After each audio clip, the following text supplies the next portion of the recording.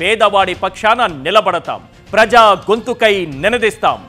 Voice of voiceless, తెలుగువారి మనస్సాక్షి సాక్షి TV. సాక్షి TV ప్రసారాల కోసం మీ స్థానిక కేబుల్ ఆపరేటర్ను వెంటనే సంప్రదించండి.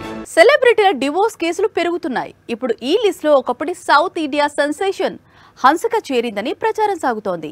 3 ఏళ్ల క్రితం సోహైల్ అనే వ్యక్తిని ప్రేమించి పెళ్లాడింది హన్సిక. కానీ 2 ఏళ్లుగా అతనితో వేరుగా ఉంటుందట. ఇప్పుడు డివోర్స్ దిశగా అడుగులు వేస్తోందట. ప్రస్తుతం హన్సిక డివోర్స్ రూమర్స్ అటు టాలీవుడ్లోనూ ఇటు కోలీవుడ్లోనూ హాట్ టాపిక్ గా మారాయి.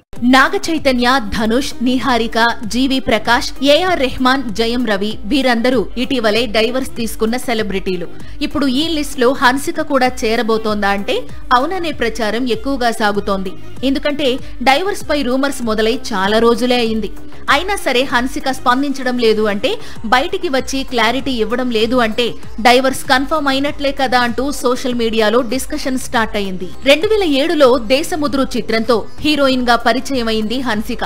2022లో రిలీజ్ అయిన మహాతో హాఫ్ సెంచరీ కొట్టింది. ఆ తరువాత అర్జెంటుగా బిజినెస్ మెన్ సోహైల్ కతూరియాతో 3 ముళ్లు వేయించుకుంది.